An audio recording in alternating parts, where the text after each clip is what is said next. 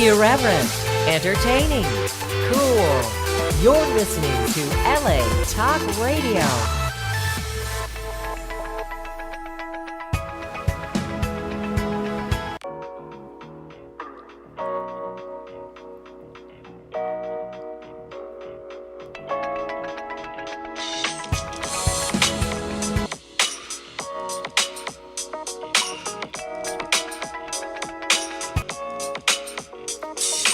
Welcome to On Air with Russell of Hotels, where we talk about everything.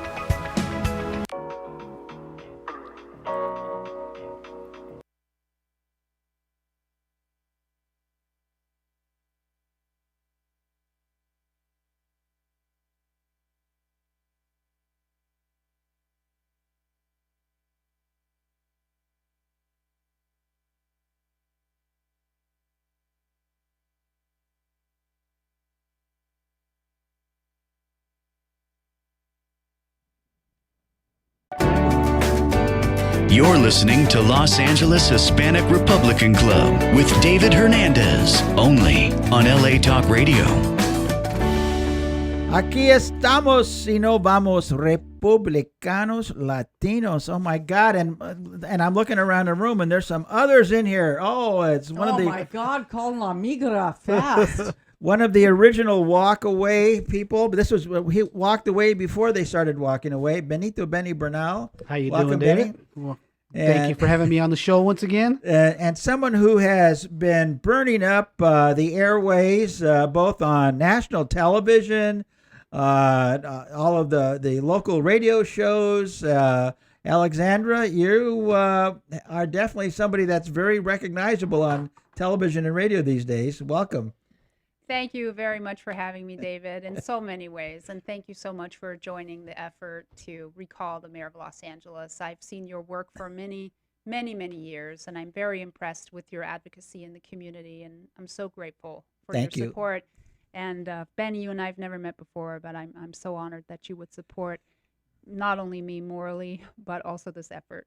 Thank you. Absolutely, It's an honor to absolutely. be here standing side by side with you. I appreciate you very, very much. As do I. And sitting across the table, off camera, but there's a hand that came out, is the mystery co-host. And Mystery co-host. how are you? I'm doing good. How you doing? Not bad for a man my age. I think it's awesome. Well, I'm just, we're here. I mean, we have a world to save. There's no time to lose. No time to lose. We've got some amazing guests today. You know, I was driving up, you know, and you can't get away from it. I was driving up Laurel Canyon. No, I was driving up Lankershim which is by the even 101 worse. freeway. Yes. So right from the off ramp to Riverside Drive, it's tent after tent after tent and not only tents, but it's everything that's around it. And it's It's amazing because I live in that area, so I step out into a tent. Oh, was one of those your tents? Well, not my tent, but my place is small, though, I Oh, have okay. to say. But that's out there all the time. Okay.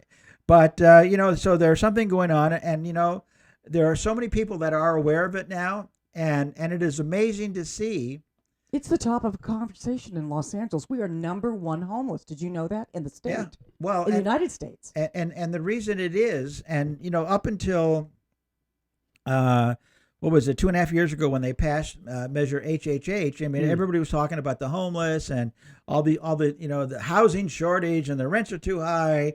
And this recall that this young lady over here started has really amped up the conversation, has really put this at looks like the top of the mayor's priority list. I mean, he's everywhere now. Well, that we've got to affect him that way. You know, defending his progress, and you have.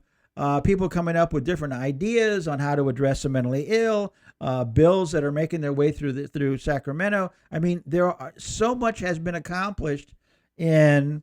Let's see, when was this served, Alexandra? About a week and a half ago, 2 weeks ago. We served the official notice of intent on the mayor of Los Angeles on June 19th. If we look at what has happened in the past 6 months for the homeless, as opposed to what has happened since June 19th, it is amazing. I mean, I mean, there's no denying it that this is the one thing that place this at the top of the priority list, not only for the mayor, but also for other city council members, half of whom are up for reelection. But, Perfect you timing. know, and there's no denying that this is already, you've already been successful in creating an environment where people are actually telling the truth. They're not just saying, "Oh, we just need more housing," but now they're talking about mentally ill. I know on some of the shows you've been on, like with Dr. Drew, and they're talking about expanding conservatorship or expanding the definition of individuals who aren't able to care for themselves. I mean, so there's so many different areas that you've impacted in just a short period of time. I mean, how did you expect it to take off that quickly? LA had me at hello. Pretty much. You know, I read that LA Times article on June 4th, and it just infuriated me. It infuriated me. I'd been following Tucker Carlson for, you know, the last couple of years when he was covering the homeless issue. Right. And I found it really infuriating, not just because I find it just a disgrace to have this kind of situation in our city. But I find it just really personally heartbreaking because my own father was a homeless veteran, and he was a homeless veteran for about a year and a half, almost 2 years, and he lifted himself out of homelessness. But the fight that he had to put up with the Veterans Administration was just horrendous. And I saw him struggle. I saw him suffer. My parents abandoned me when I was 17 years old, so I know what it is like to be an abandoned youth. And the children living on our streets, you know, they have been conditioned to believe that they're camping. Yeah. And it's just, you know, they have been conditioned to believe that this is normal and that it's a game. And for to do that to a child is unforgivable. To make children think that that is normal is unbelievably abusive, and it's criminal to do that to children. And we have the church that I belong to has a program to feed homeless children. Where is that, if you don't mind my asking? That's amazing. St. Sophia Cathedral. Wow. And in downtown LA. By the way, there's going to be someone speaking about that on September 29th at St. Sophia Cathedral, the issue about homeless children. Okay. Because what we're doing to the future of our children, we're destroying their future. We're destroying their chances. Well, suicide right now is at a huge high right now, and they have no hope. They have no hope. Unfortunately, we have a position of, you know, hierarchy, which who should be treated well and who shouldn't be treated well, and we have all of this micro analysis in terms of who deserves what.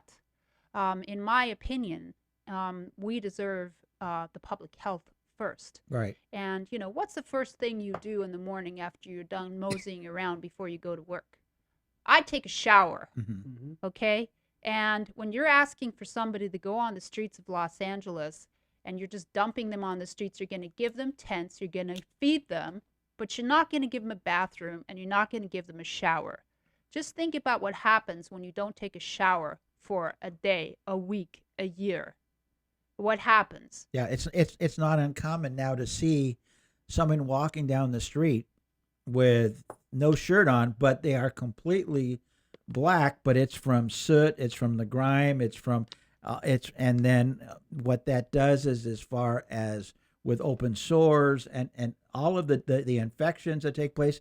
And you know what really engaged me in this was when I heard that almost 1,000 people have died on the streets of Los Angeles in just the past year. To date. Yeah. This year to date. And last year, 918, which means the situation is getting worse. Yeah. Now, so what do they do with them when they pass away? I mean, where do they go? I mean, I'm just the curious. coroner would pick them up. Right. And then where do they go? Because if nobody knows them, what happens? Then there's a process for burying them or cremating them. That's or that. horrifying. But the fact is that Horrifying. we're not talking about, you know, that they died because of car accidents or they died because they died, many of them, because of the elements, because of the diseases. And the disease factor, and I think now, and that's one thing you've been talking about also, is that with the first responders coming down with typhoid and typhus, with the other diseases that others have come down. I know there was a gentleman that works downtown with the homeless that because he was down there and he was every day feeding them, he got an infection in his foot, and I think that his name it was Larry. Is that the minister who had his leg amputated? Yeah. Yeah, Oh, I no saw that. way. Yeah, Really? yeah, because if you're down there and you're walking, were you with me, Benny, when we were Yes. on Sepulveda Boulevard? We were driving down Sepulveda Boulevard in Van Nuys in City Council District 6, and there was just such a debris diplomat. everywhere, and so we took some pictures of it and we posted it on social media, and within a couple of days there was a cleanup crew there. Mhm. But the cleanup crew was, basically in hazmat suits, Yes, they were. cleaning this stuff up. And so the disease threat that is now very imminent is something that's really starting people to say, wait a minute, you know what? Just think if there's an earthquake or something of that emergency concern, what happens? Where do we go? What do we do? Well, We have, there are preparedness plans for things like that, but there's nothing set up where you're prepared for the plague. my point. And so how do we, and that's getting off into, solutions and stuff. But the fact is that before the city or the emergency preparedness units or the fire department or the police department, before they're able to move forward in those directions, there's somebody at the helm that controls the budget, that determines where funds are going to go or what the priority is, and that's the mayor of Los Angeles. That's right. And that brings us to where we are today with, what has taken place since June 19th. So how does that process work? How did you come to this conclusion? I mean, something must have went boom, and you went, "That's it. I'm doing it. I'm writing it up. Let's go." Well, I mean, I remember I worked for an LA City councilman very closely with him for about 12 years, and he retired from the LA City Council. He was termed out in 2003, and his district was one of the two districts was hardest hit in the LA riots.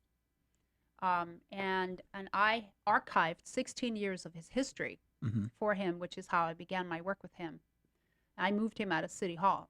And that means I saw every piece of paper that was still in his office, and I watched. You saw how the chorizo was made, in other words. I did, and I saw every single video during every news conference that he had during the LA riots, and I saw the fear in the Black community because people were being oppressed. There was a lot of police misconduct.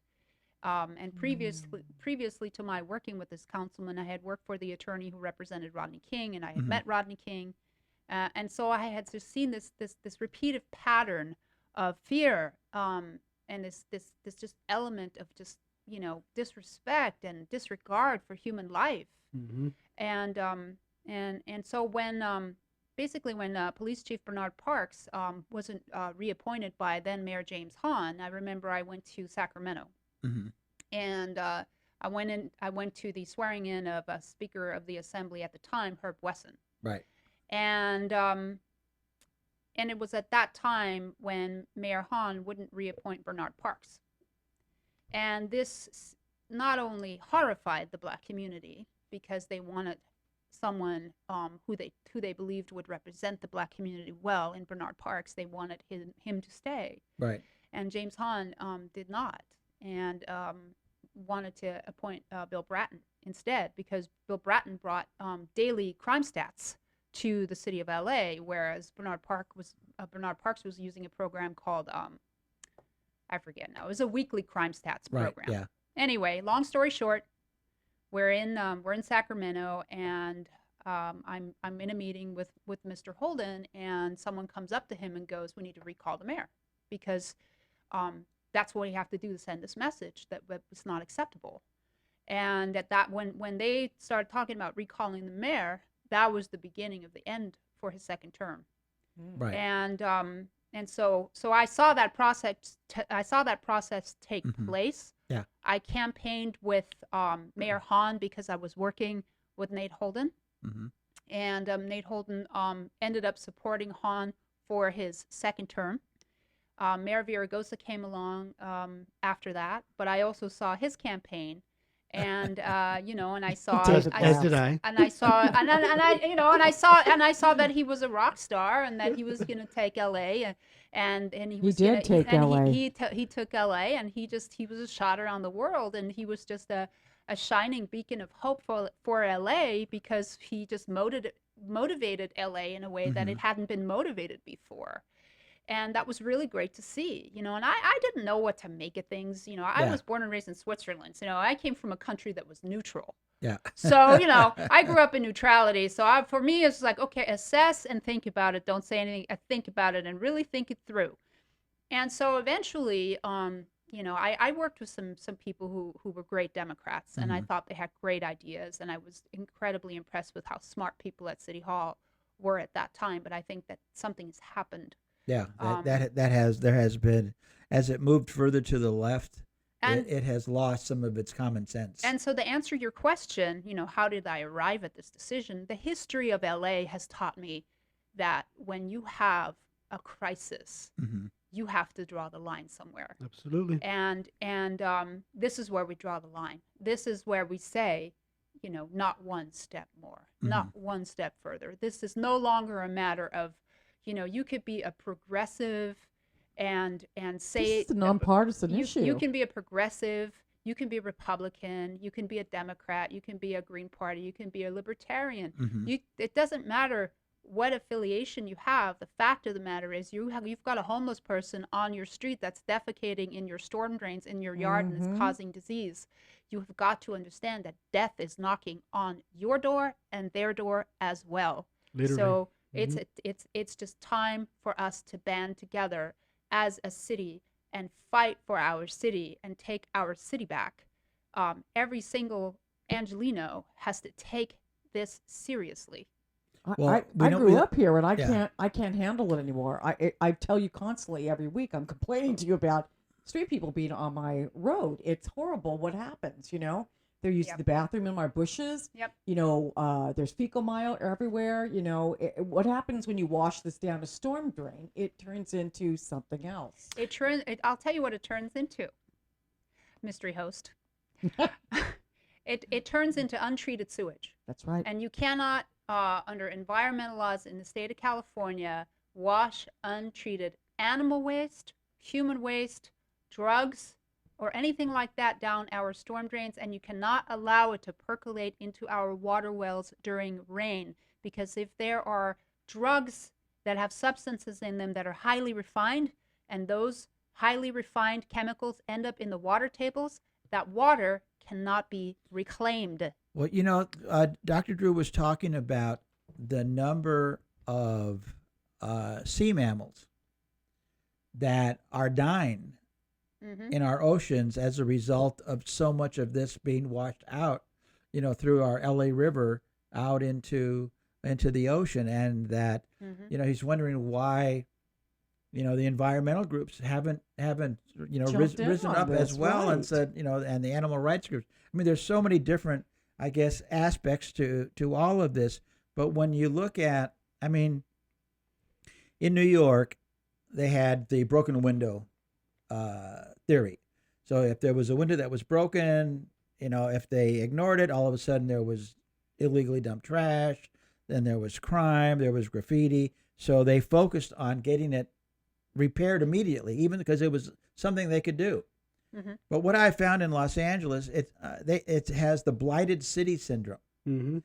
And so if you see an area or you see a problem that's starting to get worse, you sit back and you allow it to get worse, because then you can create a program, you can pass an ordinance, you can do something that will, because of that problem, people out of fear or out of the kindness of their heart will vote to more taxes on themselves to get the problem addressed. And then where does half that money go? Well, where does all the money go? That's right. Well, in terms of the environmental aspect, in 2006, I had this wonderful horse that I rescued, and I kept him at the LA Equestrian Center.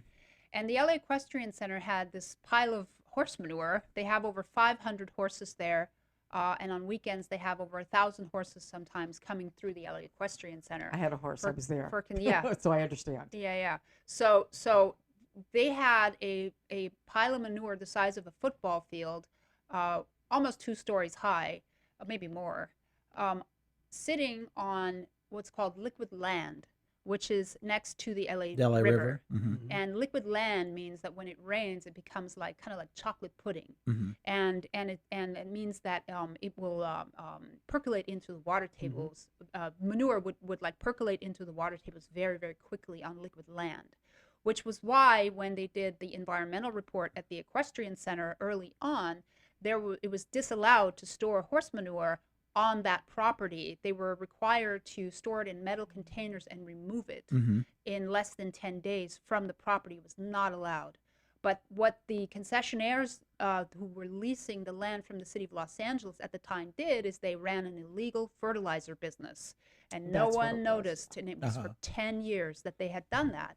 And the manure was sitting on top of a water well owned by the Department of Water and Power and on liquid land. Mm-hmm. And during the heavy rains, this pile would run off en masse into the LA River like dark coffee, Mhm. right? So, but big streams. And I videoed everything. I put everything on the record. I made sure that I documented everything. I had other ladies from the Equestrian Center who had been working on exposing this. And I had worked with them, and we got the lease, and the lease proved that this was illegal what they were doing. How long ago The was this? California 2006. Now, The California Water Quality Control Board came out once I exposed what was going on. The LA Times came out. The Burbank Leader, which is it's the section that they put on the front page of the LA Times in Burbank. The Burbank Leader came out, and they exposed this after my findings, and the city council started an investigation, and the state got involved, and the Equestrian Center was cited, fined, because they broke all kinds of environmental laws. However, the pressure the Equestrian Center put on the government officials and the Department of Recreation and Parks was so severe that Carlos Uranaga, who was the environmental scientist for the California Water Quality Control Board, called me and told me that they were trying to shut down the Water Quality Control Board or de-staff it after what I had exposed. Yeah. So I have a feeling that there's something going on at the California Water Quality Control Board, maybe the Metropolitan Water District, but there's a reason why this is none of the environmentalists are coming out and protesting this. And these are serious crimes where basically this is like the first week of summer right now. Right. People are going to go to the beach. Tourists are going to go to the beach, and they have no idea what they're bathing in. I want water testing. I feel like the Jaws music is starting right now. We tested the water in Scary. the LA River. They came out to test them. We waited a long time for those reports to come out. And I have all the files on this. I have all the files. I've already given a lot of the files to the media. My investigation, the LA Times article, the media has it already. And I just want you to know that the E. coli levels in the LA River ended up being off the charts. Off the charts. So I would like to get more water testing done. Well, especially since the mayor was encouraging kayaking in the LA River. I know. What is wrong here? Yeah, I mean, at this point, I would like to have water testing done in the LA River, because the runoff that we're having is not normal, and it will not be normal for a long time. And especially in the summer now, we don't have rains. See, what happens is when you put sewage, all the sewage from the city of Los Angeles goes to the Hyperion processing plant. There, 75% of it is treated, and the rest, the 25 untreated %, is then let out into a pipe that goes 5 miles out in the ocean. And the ocean has a carrying capacity where it can neutralize that 25%. But I think the reason why the mammals are dying off is because the ocean does no longer have the carrying capacity to clean itself. And This that's is why too we're seeing the sad. die-off. Well, that's that. Now the Thank you for telling us that. That's like heavy duty. now It's very serious. Yeah. This is not just the conversation. It's We're not. putting things on the record that is evidence. This is on the record that this city is committing criminal acts against the environment, and they need to be investigated by the Environmental Protection Agency and the state of California agencies that are supposed to be protecting our environments, if there are any left. Yeah. Well, I know now, Benny, when you ran for Congress, you were talking about, and we back then we were talking about the infectious diseases, Absolutely. and that your idea was that the federal government needs to come in, that this issue is too volatile and seemingly too big for the city of Los Angeles to handle. Yeah, not only is it too big, it's just that, let me be very honest and frank with you, it's just there's too many hands in the cookie jar, so they're not going to bite the hand that feeds them because it's all about money, it's all about power. And that's another reason why I felt that we needed the CDC to come in and look at the situation. And that was what, David, almost 2 years ago? Yeah. So the mayor was aware. I was very public about it. Everyone knew what was going Did he on. react to that at all? No, Did he at no, all? they pretty much, everybody ignored it, just kind of looked at us like we were crazy. Well, they don't think we're crazy now. They see what's That's happening. right. And you talked about, the water, underground water wells that we have throughout the city of Los Angeles. We have a location in the Northeast San Fernando Valley. And one of the things we notice is it's known as the Pacoima Spreading Grounds. It's been sitting there for over 40 years. And every year we capture rainwaters and all that, and it percolates, it goes down into our underground water wells. This is the first time in over 40 years that we've noticed there's actually fungus that's growing on top and algae that's growing on top of the waters. Why is that? Because there's about 30 motorhomes that are parked around the spreading grounds. Right. So is it because they're dumping their feces into this, into the spreading grounds? I don't know. But you talked about water testing. I'm going to push Councilwoman Nuri Martinez and Monica Rodriguez because it's both of their districts. It's split in half, and it's also the county of LA. And we're going to push for them to do some type of a study because not only do you have that, you have a mass amounts of mosquitoes now that are coming from that water and are biting people within the community, and people are having these rare coughs and illnesses that we've never seen before. Well, that mosquito that's a whole disease unto itself. You can't have sitting water. It's going to get you sick. Yeah, absolutely. So that's one of the things we're pushing. What the other thing we had talked about, you talked about the money, where does it go? And that's why we're asking for a forensic audit, because most of the people that I'm talking to in the Northeast San Fernando Valley, we all live paycheck to paycheck. We're not rich. We're simple people. We have a simple home. And living paycheck to paycheck, we're pretty much just able to just, pay our bills. We're one paycheck away from being on the unemployment line. So when the measures came out, the bond measures came out to support, the homeless situation, many people knew they couldn't afford additional taxes to be taken out. But because of the compassion they showed towards the homeless, many supported it. Now they're asking, okay, Benny, you did mention this, because I didn't support it. I was very public and I was against it from day one. Even when one of the groups that were involved with supported it, I went against it. I said, no. I said, because I already know who the players are. The players are simply there for one reason. They created this problem. So why? It could be so that the people, gained. well, that's what it leads to, but you get the community to buy into it because they don't want the situation around their homes. So now you got them to buy into it, and then they push for the bond measure. And then the money's there. What have they done with it? And then what have they done with it? What have they done with it? Well, we know what they've done with it. We know Ron Galperin, who is a Democrat, who is a progressive, the city controller, came out with his audit of the bond measure, and what did he talked about in 2.5 years they haven't completed one program, and they're getting $520,000 per single unit. That's not an apartment building. That's one apartment. So it's $527,000. And one of the things when you talked about your dad and the VA, a couple of years ago, we had so many veterans dying or committing suicide while they were waiting to get into the VA, and meanwhile, the individual in charge of building the new VA hospital, I think it was either Arizona or Nevada, they were more focused on making this the most environmentally architectural model of green technology Here we go. That word again. for the VA hospital, which means it was taking so long, it was costing so much, and in the meanwhile, the people that it was being built to serve were dying or killing themselves. And the same thing I know is happening here with LA Family Housing, because the head of LA Family Housing, I've seen her at a couple of town hall meetings about the homeless. And when people bring up the 527,000, she stands there and justifies it in the name of it going to be one of the most environmentally sound, and all of the work is going to be done by individuals that are making above the living wage. What is her name? I'm 71. I Can't remember. Remember her name? I hid it way back there, but I can Google it. But it's LA Family Housing. Now, see, I didn't know. Is she the one that says everybody doesn't want to be homeless? She Right. starts Yes. after She that. says, no, she says, not everybody. She says no one wants to be homeless. They're just trying to make an omelet and break a few eggs, you know. And It's all right. and so how it works. in listening to her, I immediately saw the problem. You know, because I didn't know until after I met with some individuals that said, well, LA Family Housing has a construction unit.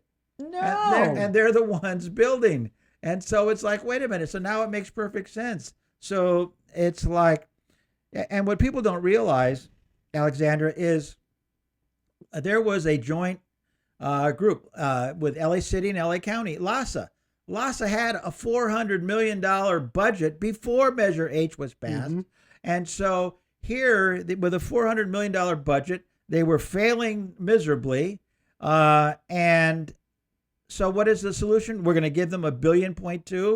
And so it's like they keep giving more money to people who don't have solutions. And then when they can keep it. Well, and so when you look at it, it's like, wait a minute. We need immediate triage and immediate addressing the pending medical crisis that has already begun to hit. And they're worried about making sure that they have the greenest new Green Deal housing for the homeless. I mean, it's not stupid. It's criminal. It's criminal. It's beyond. It's criminal. Sorry, go ahead. We just got the endorsement today of the Old Veterans Guard, which is the leading homeless veteran advocate in Los Angeles, and we also got the endorsement of the International Faith-Based Coalition of Bishop Ron Allen. They're a global organization of faith-based leaders, and they are a very, very effective, very, very powerful.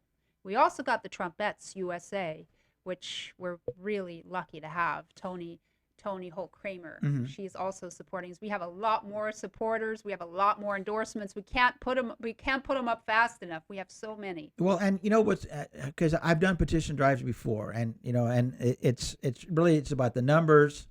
It's it's doable, but it's going to need resources. It's going to need support. I mean, the nuts and bolts is now in the process of drafting the official petition to be submitted to the city clerk, reviewed by the city attorney to make sure that you have the right font size and that your margins are there, and that you have to have not only the size but the right type of font, what has to be bold, and that I've gone through that process, and there is they'll recommend things, and then it's got to be in Spanish as well, so the Spanish has to be professionally done.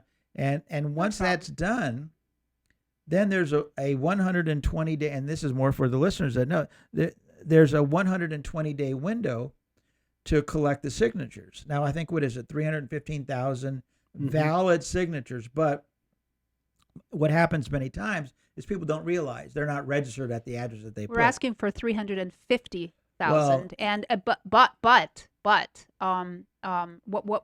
And here's what I think. How we're gonna do this. I've had a lot of professional signature gatherers contact me. They want our business quick. Yeah. I'm asking them to give me a quote. I'm asking everybody who's been asking to help us, give us a quote. We're going to put it up online. We're going to be very transparent about who's asking us for what. We want the citizens of Los Angeles to know exactly what we're raising money for, who gave it to us, and everything else. So we're going to be really transparent about all this stuff. Right. Absolutely. We by the way, good luck getting a straight answer out of the city clerk's office, right? I mean, I have gotten so much misinformation from the city clerk's office. They have repeatedly lied to me. I haven't had the time yet to call the ethics commission to call for an investigation of the city clerk's office for doing what they tried to do. It's like going into an insane They're trying asylum. to well, you know, if they think they're crazy, they haven't met crazy enough yet. Okay? Cuz I'm like when I don't get angry a lot. I really don't. I try to be a well-tempered, kind person, but when I get there's this thing called appropriately expressed anger, which is what you're experiencing from me in the past week. Well, and I turn into a Tasmanian devil. I really do. I love it, but you're neutral about it. I love it. That's no. the Now calmness she's about an it. American. She's no longer neutral. There is no sidelines. She's still got it. It's a good thing. She's in the center of the field carrying the football, and there's block and tackling going on all around her, and so that 120 days, which is good with the city. It's whatever 120 days we pick. Got a text from a very, very powerful man. All right.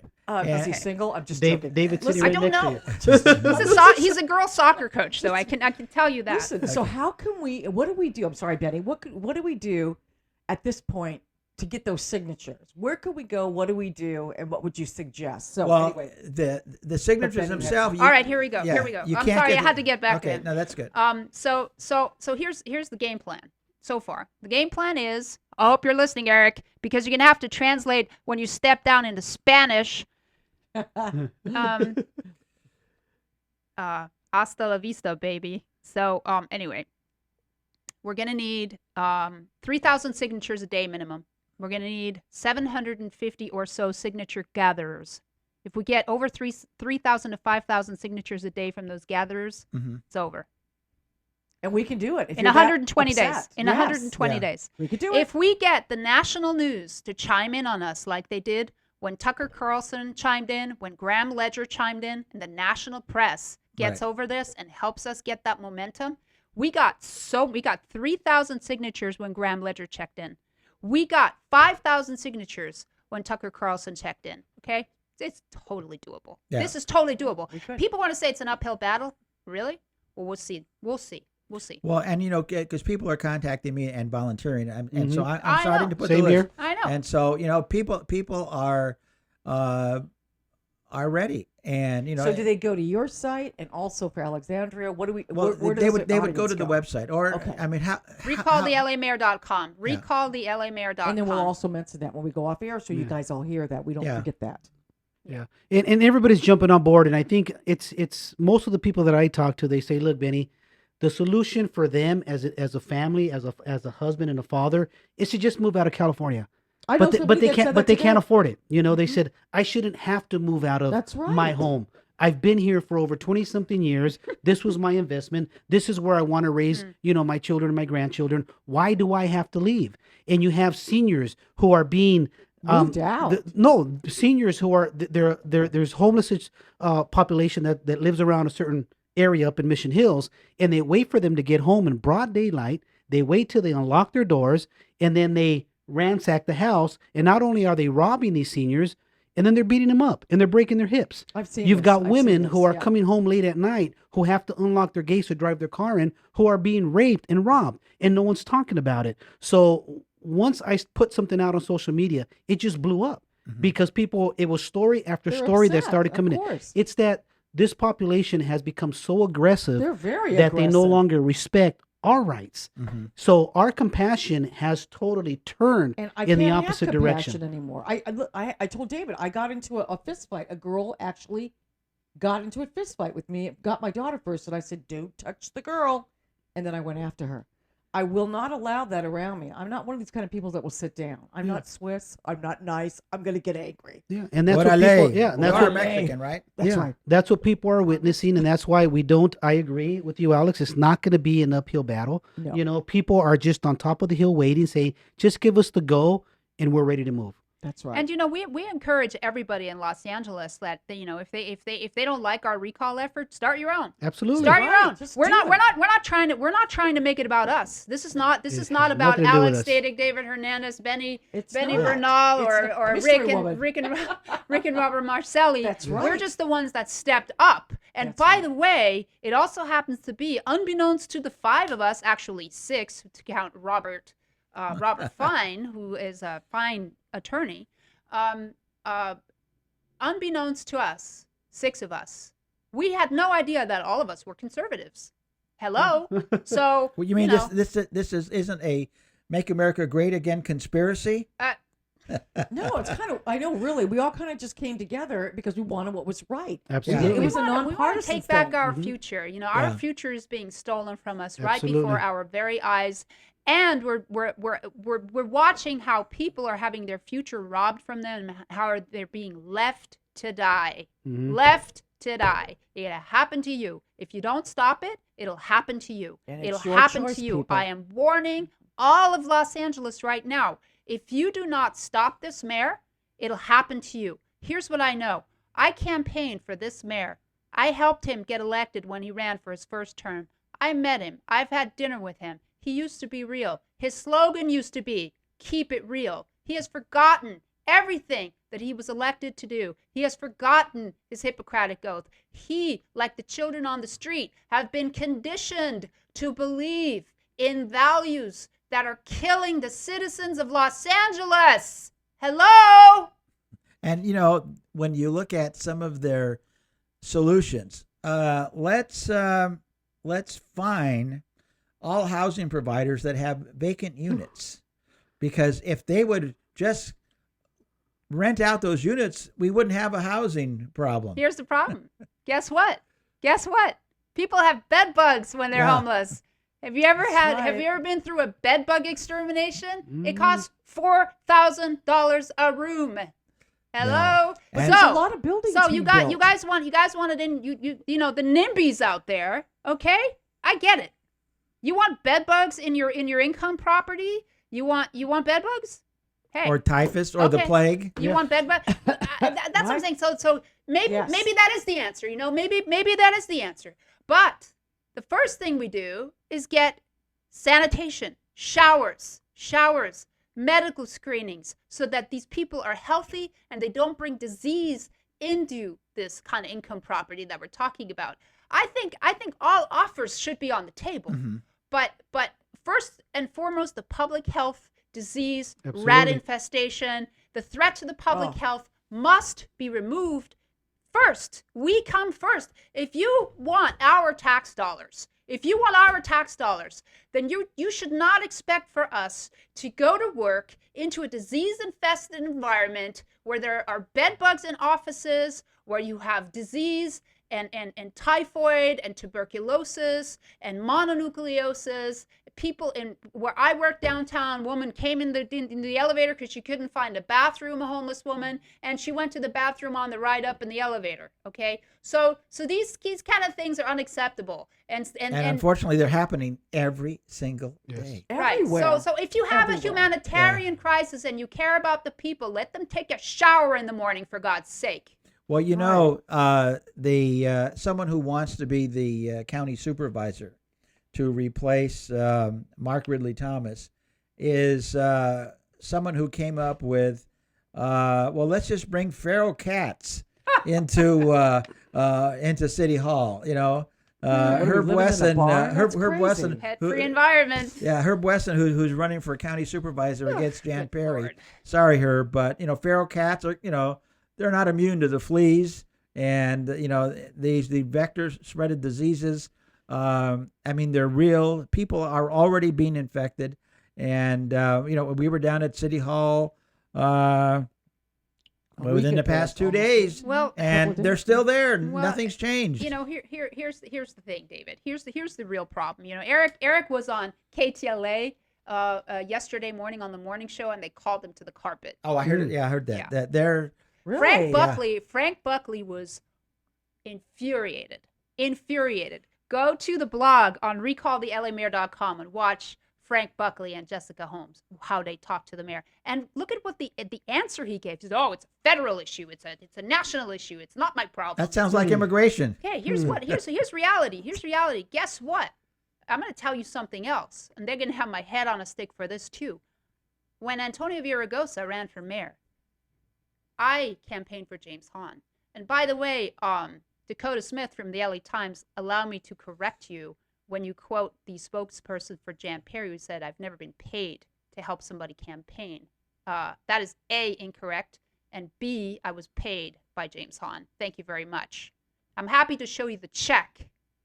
So please, get your facts straight. Was that his first campaign? That was his reelection. His when reelection. Nate Holden decided to forgive him for not reappointing Bernard Parks because he knew that it was going to cause civil unrest again. So Nate Holden was trying to calm the community and help James Hahn before the city, burned down again. Well, Benny and I were involved in the Valley Independence movement. Here's what I want to say is that James Hahn hired a homeless czar. His name was Armin Ross. Armin Ross was Nate Holden's chief legislative deputy. Armin Ross works very hard. He's a good man.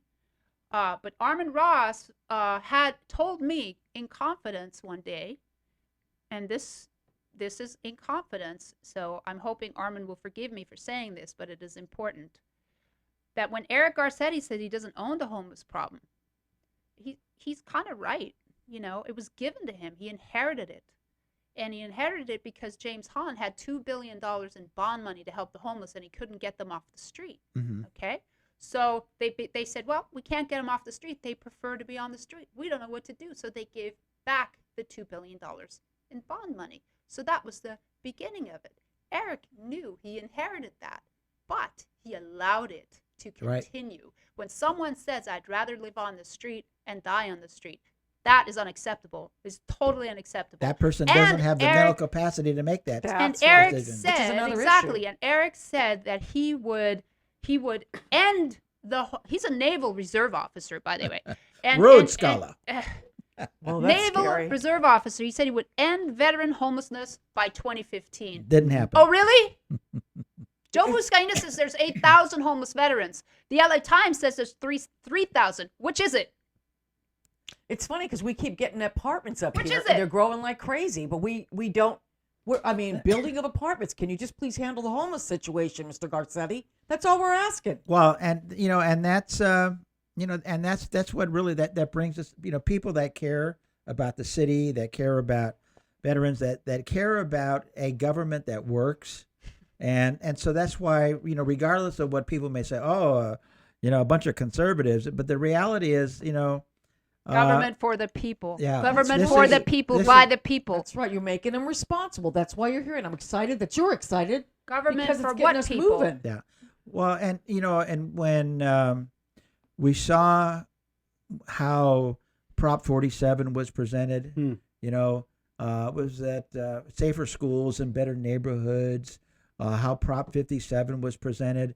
The people voted on it, but it's kind of like the how the gasoline tax repeal was worded on the ballot, and so people have no idea. And so when we look at the quote homeless issue, it's not just people that were down on their luck. It's also people that were let out of prison early because those felonies were now misdemeanors.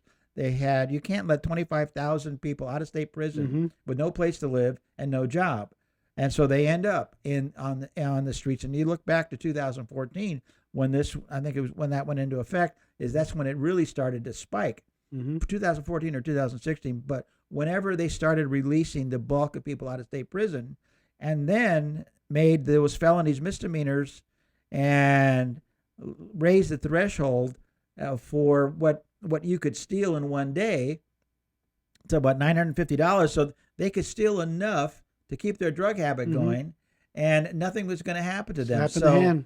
you know, we have about 1 minute left. So, Alexandra, how do people learn more? How do they follow what's going? How do they volunteer and to keep this going? Just take charge. Sign the online petition while we're in the process of getting everything ready for the paper signatures. We want to send the message that this movement is going to continue and the momentum of it is going to continue, and that we are going to push hard. Our plan is not just to recall Eric Garcetti, but to force him out and to push him out and to make him step down. Step down, Eric Garcetti. Do it now. Do it while you can. Take your pension and run.